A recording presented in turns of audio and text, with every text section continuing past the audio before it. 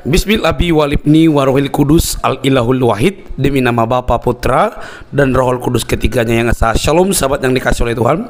Berjumpa kembali dengan saya di channel ini. Terima kasih buat teman-teman yang selalu setia mendukung perkembangan channel ini dengan cara subscribe, like, komen, dan share. Tuhan memberkati kita. Sobat yang dikasih oleh Tuhan, di saat banyak para polemikus, para mualaf, ustadz yang berlatar belakang Kristen, mualaf langsung jadi ustadz, bahkan juga Islam yang sudah ustadz sibuk mencari kesalahan, mencari kelemahan, membahas Alkitab dan kekristenan. Sungguh mereka gemari hal itu. Mereka menyalahpahami, tetapi kekristenan tetap berdiri kokoh di dalam sebuah pertanggungjawaban. Nah, kali ini teman-teman, ini luar biasa teman-teman. Mari kita saksikan, jangan skip supaya kita mendapatkan informasi dengan lengkap. Ini dia videonya.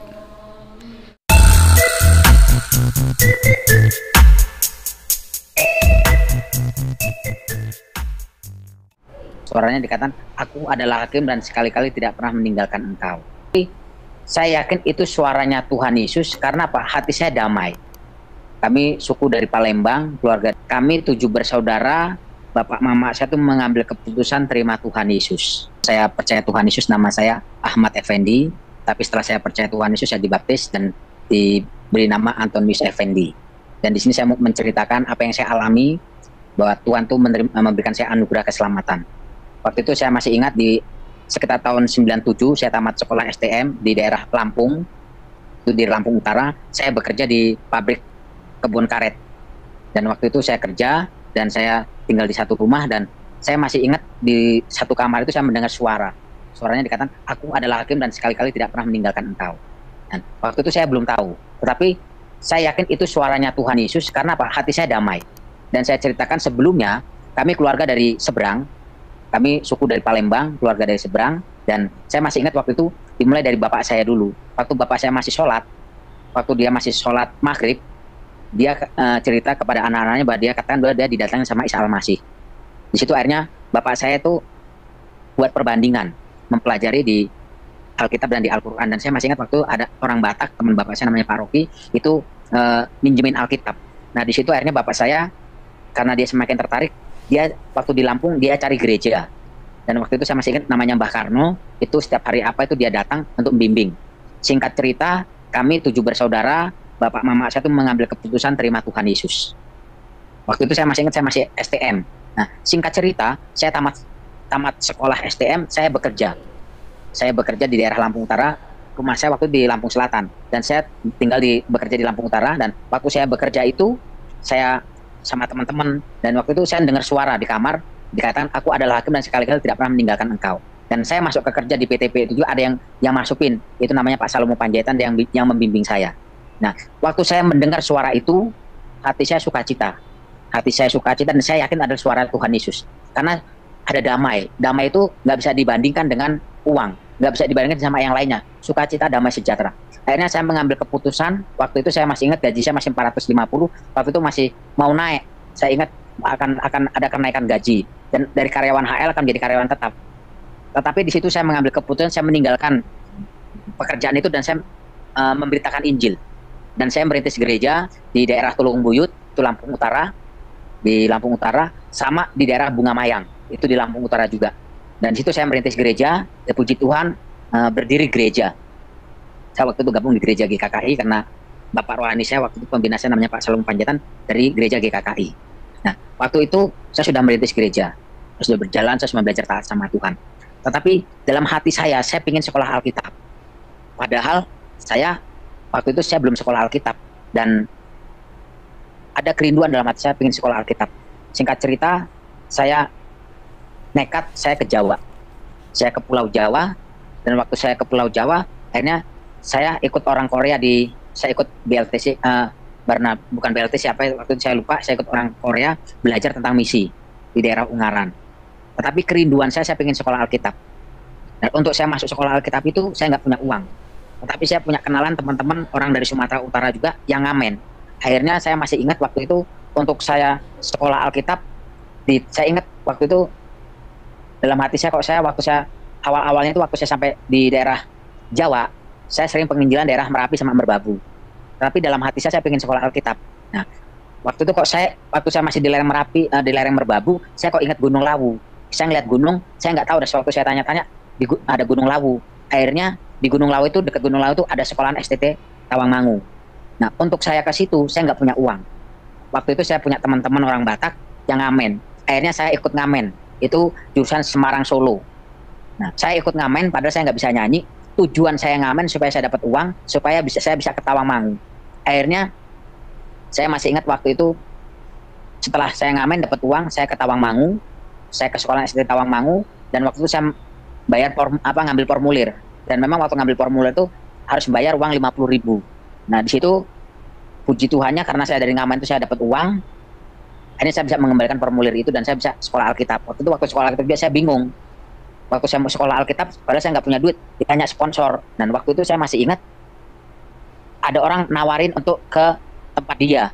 Nah, waktu saya mampir ke tempat orang ini, ternyata rumahnya ini masih kedatangan tamu orang Surabaya. Orang Surabaya ini malam-malam dia minta cariin tukang pijet. Akhirnya karena nggak ada tukang pijet, akhirnya saya diminta untuk mijet. Waktu saya diminta untuk mijet, akhirnya bapak ini ternyata yang saya tahu sekarang dia seorang penginjil. Bapak Nehemia Suwarto, dia orang Surabaya dan dia jadi pembina saya. Dan waktu itu saya masih ingat dia bilang, "Udah, kamu sekolah Alkitab nanti separuh biayanya dari saya." Padahal waktu itu saya masih berdua mikir bagaimana supaya saya dapat uang untuk biaya sekolah. Tapi Tuhan buka jalan, akhirnya saya bisa sekolah. Dan di situ setelah saya sekolah, akhirnya yang saya lihat, saya tamat sekolah sama Pak Syam Sukota, saya untuk diminta untuk jadi staf. Untuk menjadi staf di STT Tawangmangu, saya menjadi staf 2 tahun karena saya sponsor sekolah. Sudah itu setelah kurang lebih 2 tahun, saya mengambil keputusan waktu ada yang nawarin saya untuk ikut ke Jakarta. Nah, ke Jakarta dengan tujuan saya kerja di tambang batu bara di Kalimantan. Tetapi ternyata waktu itu saya nggak jadi di Kalimantan, tapi saya di Jakarta ada satu gereja yang sedang merintis. Waktu itu saya jadi pengerja di situ. Artinya saya jadi pengerja di situ kalau bicara enak, karena saya juga sempat ngajar di PIK, ada yayasan itu saya ngajar agama di Jakarta. Kalau bicara nyaman di kota di Jakarta. Waktu itu saya ikut jadi pengerja gereja di GBI Mutiara Taman Palem, itu di daerah Cengkareng, Jakarta Barat. Waktu itu saya masih sebelum menikah, saya masih bujangan, dan bicara soal pelayanan, bicara soal masa depan enak di kota. Tapi saya masih ingat waktu itu kok, saya selalu ingat Gunung Lawu. Padahal waktu saya sekolah Alkitab saya nggak pernah ke daerah Gunung Lawu. Tapi dalam hati itu kok ingat terus. Akhirnya saya bilang sama gembala saya mau merintis gereja, Pak. Gembala saya bilang gini, kalau kamu kekurangan PK nanti biar saya tambahin, kamu tetap bantu saya di sini. Singkat cerita, saya ditambah 500 PK saya. Tetapi dalam hati itu nggak ada kedamaian dalam hati saya. Akhirnya setelah beberapa bulan, saya mengambil keputusan, saya lepas pelayanan di Jakarta dan saya mengambil keputusan saya ke Tawangmangu, saya merintis. Dan waktu awal-awal ke Tawangmangu, saya masih megang uang. Tapi lama-lama uangnya habis. Saya masih ingat dari Kecamatan Matesya ke Tawangmangu, saya berjalan kaki karena nggak ada duit. Tapi di situ saya cuma banyak berdoa. Saya berdoa, terus minta sama Tuhan. Saya bilang, Tuhan, kalau memang Tuhan pimpin saya ke sini, pertemukan saya dengan jiwa-jiwa, Tuhan. Singkat cerita, saya masih ingat waktu di daerah Matesya itu, waktu saya naik sepeda motor, di depan saya itu ada orang bonceng, orang perempuan, motornya rusak. Akhirnya saya pinjem. Nah, ternyata bapak ini sedang mengantarkan, saya nggak tahu itu apa istrinya atau keluarganya waktu itu mau melahirkan. Akhirnya karena saya pinjemin motor dia saya tukaran, lalu akhirnya orang ini bisa ketolong gitu. Dan di situ saya bicara soal Injil sama orang ini mau percaya gitu. Nah, di situ saya yakin bahwa Tuhan tuntun saya untuk saya tuh melayani kesini karena saya minta sama Tuhan supaya Tuhan kasih jiwa, ternyata Tuhan betul-betul kasih jiwa. Nah, di situ akhirnya saya semakin semangat karena saya tahu itu Tuhan pimpin gitu loh. Nah, waktu itu yang saya lakukan, saya cuma banyak doa. Saya banyak doa keliling, saya minta sama Tuhan. Awal-awal saya melayani itu saya lihat ya banyak tantangannya, tapi saya cuma belajar taat sama Tuhan. Nah, saya lihat waktu itu saya masih ingat saya kenalan sama orang Tawangmangu, waktu itu anak ini namanya Lili, masih SMA, dan di situ akhirnya saya bimbing, dia mau, dan waktu itu saya masih ingat di daerah Gondosuli itu ada orang kesurupan. Ada orang kesurupan, dan orang itu cari dukun dan segala macam, suruh mendoakan. Akhirnya saya doakan, orang ini langsung sadar gitu loh. Nah, setelah itu ternyata banyak orang-orang yang melihat dan akhirnya dia itu tanya-tanya dan akhirnya percaya. Akhirnya situ saya memberitakan Injil, ya puji Tuhan. Saya masih ingat awal itu saya membaptis 27 orang. Itu semuanya dari seberang. Dan akhirnya saya cuma belajar taat sama Tuhan. Akhirnya pertama saya buat persekutuan.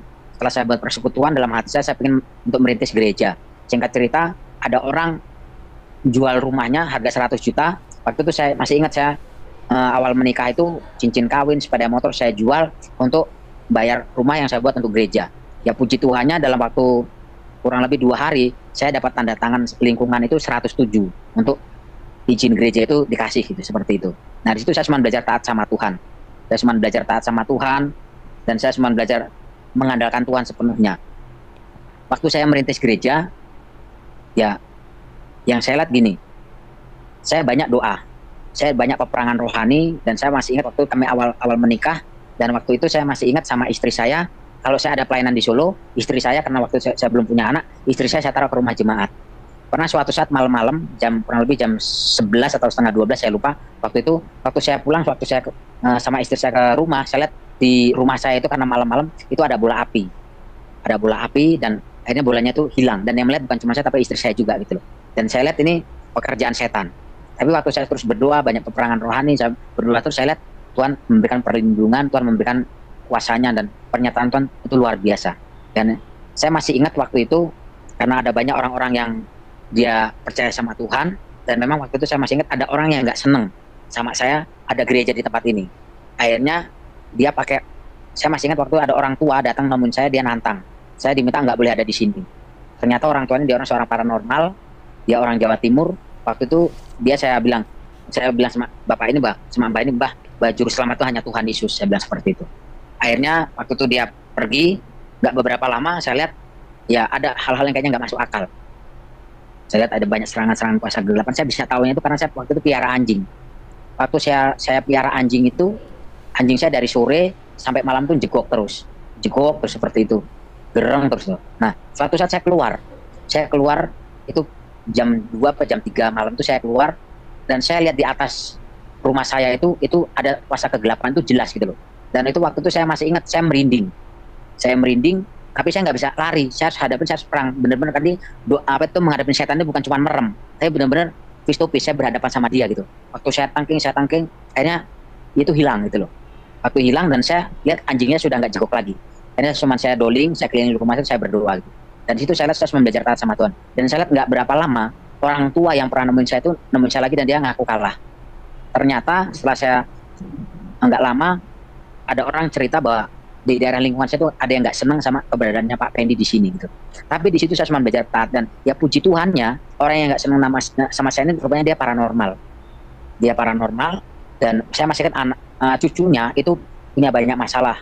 Cucunya itu suka ya merampok segala macam, dan itu saya urus. Dan akhirnya mbah ini dia itu ngelihat saya nolong anaknya di penjara, saya tolong, saya urus semua di pengadilan.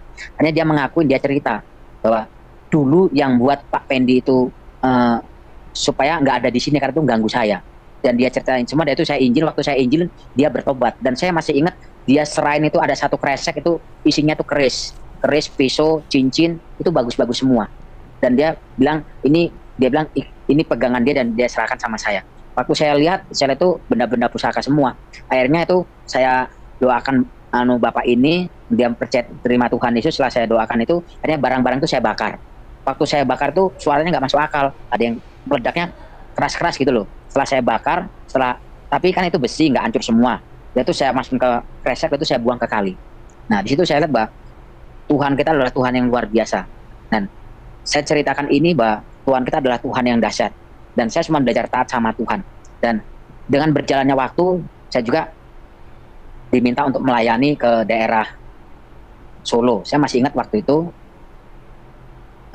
kurang lebih 2016, itu bulan 6. Saya sama namanya Yunus yang sekarang sudah meninggal. Waktu itu saya ajak dia untuk mendoakan orang di Solo. Karena memang saya ditelepon untuk mendoakan rumah bapak ibu ini sama bapak ini gitu. Kan dia baru pindah dari Kalimantan kalau nggak salah. Nah waktu pulang itu kurang lebih jam 10 malam, itu saya ditabrak mobil balap lost rim. Dan saya nggak ingat lagi, yang udah lupa semua, dan yang saya tahu saya ada di rumah sakit. Dan menurut cerita orang-orang, saya ditabrak mobil balap lost rim, dan malam itu yang namanya Yunus yang bawa motor itu langsung dikubur karena palanya pecah. Dan waktu itu saya koma 5 hari. Waktu koma itu 5 hari itu bulan 6 jam 10 malam, itu kurang lebih tanggal 1 bulan 6. Itu waktu itu saya dibawa ke rumah sakit, kata istri saya cerita, jemaat cerita. Dan yang saya ingat, saya itu ketemu sama dua orang dokter. Dua orang dokter ini bilang, bah, yang saya ingat waktu itu saya kondisi seperti itu saya sama Yunus, dan Yunus bilang mohon maaf waktunya Pak Pendi untuk di bumi sudah selesai. Waktu itu saya tanya sama Yunus, apa mau yang parah no, saya bilang siraku kang gitu loh. Wis didelok sih anu nih, waktu saya ngeliat jasadnya Yunus itu nggak ada, cuma ada jasad saya. Tapi waktu kondisi seperti itu saya masih ingat Yunus bilang gini, aku melu Gusti Yesus kang gitu. Nah dia hilang dan tinggal saya sendirian. Waktu saya sendiri saya tanya sama dokter, dok, waktu itu saya lupa, dan itu bilang gini, mohon maaf Pak, ini tidak semua manusia di sini, saya belum tahu kalau itu dokter gitu loh. Ya kalau itu malaikat gitu loh, yang saya tahu itu dokter gitu loh. Sudah itu waktu saya kembali lagi, dan itu saya dengar suara, saya lihat satu pribadi yang begitu berwibawa, dan suara dia kan, persiapan umatku waktuku sudah dekat. Saya yakin itu Tuhan Yesus. Setelah saya mendengar suara itu, saya kembali ke jasad saya. Waktu saya kembali ke jasad saya tanya sama keluarga saya, sama orang-orang sekeliling saya, bisa saya lihat itu ada kakak saya, dan saya tanya, saya sakit berapa lama saya koma? Ditanya itu 5 hari. Kalau nggak salah di rumah saya sekitar 12 hari. Nah, tapi di situ setelah saya pulang dari rumah sakit, yang saya lakukan saya cuma banyak memberitakan Injil. Cuma mengajak orang untuk terima Tuhan Yesus. Karena apa? Keselamatan hanya ada di dalam Tuhan Yesus. Dan situ saya masih ingat, saya sering ke Gunung Kidul, di Kecamatan Semanu, Desa Pacarjo, Dusun Dengolor. Saya sering pemberitaan Injil di sana. Sudah itu saya ingat juga saya sering ke Sumbersari. Sumbersari itu dekat Candi Cetong. Itu juga banyak jiwa-jiwa yang akhirnya terbuka sama Injil. Itu saya juga waktu itu saya ke daerah Tongkuning, daerah Donggolorejo, saya memberitakan Injil. Nah, sini saya mau ceritakan bahwa keselamatan itu hanya ada dalam Tuhan Yesus. Di luar Tuhan Yesus tidak ada keselamatan. Yang saya lihat bahwa Tuhan kita adalah Tuhan yang luar biasa, Tuhan kita adalah Tuhan yang dahsyat. Yang saya lihat bahwa waktu saya cuma belajar taat sama Tuhan, saya ada perkara-perkara yang luar biasa. Nah, saya cuma mengajak untuk kita semua, kita yang percaya kepada Tuhan Yesus, mari kita menjadikan Tuhan Yesus sebagai Tuhan dan Juru Selamat dalam hidup kita, dan kita harus betul-betul yakin percaya bahwa hanya Tuhan Yesus jalan keselamatan. Di luar Tuhan Yesus tidak ada keselamatan. Oleh karena itu saya cuma mengajak untuk kita semua, mari kita setia sama Tuhan. Dan waktu itu saya masih ingat juga tahun 2008 waktu itu saya kecelakaan, 2016 saya kecelakaan, dan berjalannya waktu sampai tahun 2020, waktu itu istri saya ke Pekanbaru, istri sama anak saya ke Pekanbaru. Waktu ke Pekanbaru saya sendirian, dan malam tahun baru saya dengan jemaat. Waktu itu saya berdoa, saya minta sama Tuhan Yesus berdoa, dan karena malam tahun baru, dan Tuhan bilang di tahun 2020 itu Tuhan bilang tahun ini tahun mujizat. Saya masih itu awal itu belum ada COVID kan bulan 4. Itu Januari itu Tuhan bilang tahun ini adalah tahun mujizat. Saya pegang itu, saya percaya sama Tuhan. Berjalannya waktu, saya sudah beli rumah, itu harga 100 juta, sudah saya bayar 55 juta, sudah saya renovasi. Dan saya dapat izin lingkungan. Dan beberapa kali waktu itu mau saya lunasin, yang punya rumah nggak mau, akhirnya kemarin itu pas bulan 4 dia datang, dia minta lagi. Uangnya sudah masuk, dia kembalikan 55 juta, renovasi dihitung sewa. Tapi di situ Tuhan ajar saya untuk penyerahan hak. Secara manusia, saya bingung. Tetapi saya cuma mikir gini, Januari kemarin Tuhan bilang tahun mujizat, tapi kok malah rumah saya diambil lagi sama yang punya. Padahal kalau saya mau urus, saya sudah megang surat jual beli. Walaupun itu belum lunas, tapi sudah ditandatangani, saksinya Pak Lurah. Kalau saya mau urus, itu saya bisa menang. Tapi saya cuma belajar penyerahan hak. Saya belajar taat sama Tuhan. Tetapi waktu saya penyerahan itu, saya masih ingat juga, saya sama ada salah satu jemaat saya itu ngasih saya tanah. Dekat juga dari gereja itu kurang lebih 300 meter arah ke atas, itu ngasih tanah. Karena yang ngasih ini orang tua, orang ini, Mbah ini waktu itu saya masih ingat, Mbah ini waktu itu kondisinya sudah kritis, saya dipanggil untuk mendoakan. Waktu saya kumpulin semua keluarganya, saya doakan, dan keluarganya itu sudah ikhlas. Tapi waktu saya doakan, saya serahkan sama Tuhan, saya pikir diambil Tuhan, meninggal.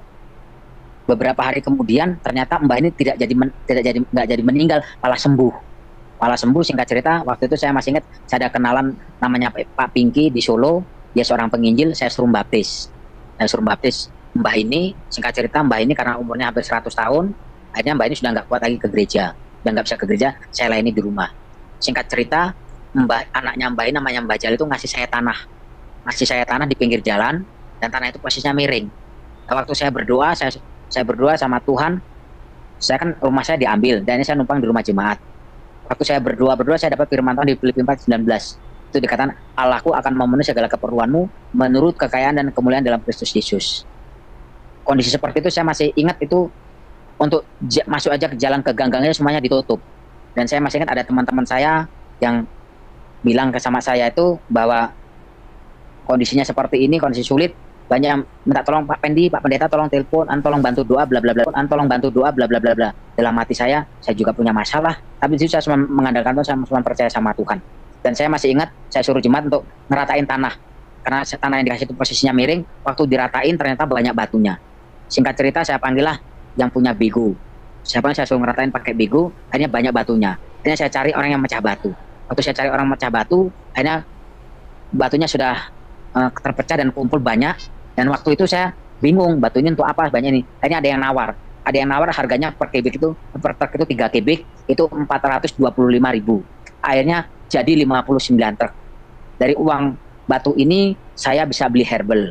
Saya bisa bangun rumah, bangun gereja. Bangun gereja itu ukuran 7 kali 15, rumahnya 8 kali 13. Ya itu saya lihat caranya Tuhan. Bukan cuman batu aja, ada pasirnya juga. Itu ada tetangga juga yang ngasih kayu, itu ada orang yang nggak saya kenal juga, waktu itu ngasih atap.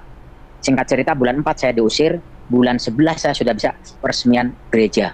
Saya sudah bisa pindah rumah, walaupun rumah itu belum jadi, baru kamarnya aja, tapi itu saya lihat pertolongan Tuhan yang luar biasa. Nah, saya ceritakan ini kepada saudara-saudara, Bapak Ibu, bahwa Tuhan kita adalah Tuhan yang luar biasa. Tuhan kita adalah Tuhan yang dahsyat. Tuhan kita adalah Tuhan yang ajaib. Tapi yang jadi masalah, saya cuma belajar seperti ini. Awalnya Tuhan kasih saya firman tahun 2020, bahwa Tuhan katakan saya akan ngalamin mujizat. Tapi yang terjadi, rumah saya diambil. Rumah saya diambil dan saya belajar untuk taat sama Tuhan. Bulan 4 saya diusir, bulan 11 saya bisa nempatin tempat yang baru walaupun untuk rumahnya belum jadi. Dan di situ saya lihat Tuhan kita adalah Tuhan yang luar biasa, Tuhan kita adalah Tuhan yang dahsyat. Saya ceritakan ini kepada Bapak Ibu untuk kita semua, mari kita sungguh-sungguh percaya sama Tuhan dan kita mengandalkan Tuhan sepenuhnya. Karena Tuhan kita adalah Tuhan yang ajaib, Tuhan kita adalah Tuhan yang luar biasa, Tuhan kita adalah Tuhan yang dahsyat. Yang jadi masalah seperti ini, saya cuma mengajak untuk teman-teman, Bapak Ibu, kita bukan cuma sekedar beragama Kristen, tapi mari kita belajar mengenal Tuhan kita, mengenal Tuhan Yesus. Saya masih ingat waktu saya cuma belajar taat sama Tuhan, zona nyaman saya di Jakarta, di Lampung saya sudah kerja, saya lepas. Di Jakarta saya sudah pelayanan di kota besar, saya lepas dan saya tinggal di lereng Gunung Lawu dengan ketinggian 1.500 DPL di Desa Gondosuli, dan saya cuma belajar taat sama Tuhan dan Tuhan berikan hal yang luar biasa. Tuhan pelihara. Saya masih ingat Bapak Ibu, saya katakan Tuhan pelihara karena waktu itu saya sudah pelayanan, saya sudah merintis gereja. Yang jadi masalah saya nggak punya uang. Yang jadi masalah soal keuangan. Tapi saya cuma belajar, saya percaya saya mengandalkan Tuhan sepenuhnya. Singkat cerita, waktu itu ada orang nyari saya dan ngajak ketemuan di Solo. Ternyata dia yang punya pabrik teh Gunung Subur. Singkat cerita, dia berangkat ke Maroko. Saya dikasih oleh-oleh sama Dr. Agus sama Ibu Lili waktu itu namanya.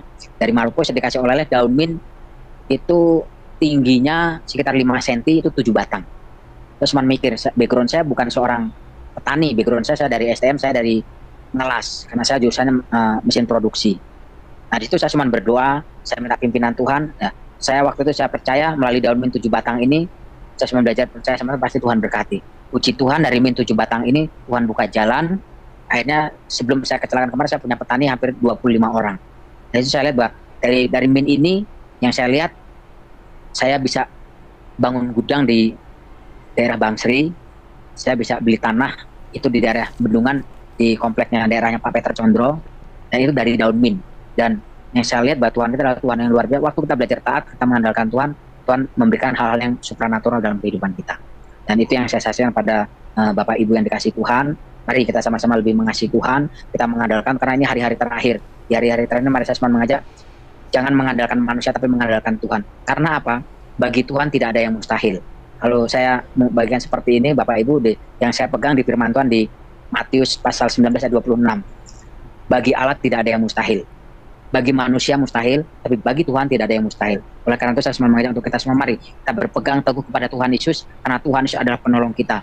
Saya semua mengajak pada para pendengar yang dikasih Tuhan, mari malam hari ini mari kita mengambil keputusan untuk sungguh-sungguh mengasihi Tuhan. Kita mengambil keputusan untuk sungguh-sungguh kita mempercayai firman Tuhan. Saya semua mengajak bahwa kita bukan cuma berpegang dalam jiwa, tetapi kita juga berpegang dalam roh. Kita harus belajar taat sama Tuhan. Tuhan bicara apa dalam hati kita pegang itu. Dan waktu kita pegang, saya percaya perkara-perkara yang supranatural. Nah, itu yang saya boleh ceritakan, saya alami, dan Tuhan Yesus memberkati.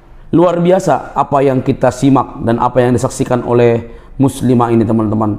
Kalau kita bisa ikuti dengan baik, tentu kita harus buat sesuatu hal, maksudnya klaim bahwa ini kesaksian pribadi menurut dia dan apa yang dia rasakan.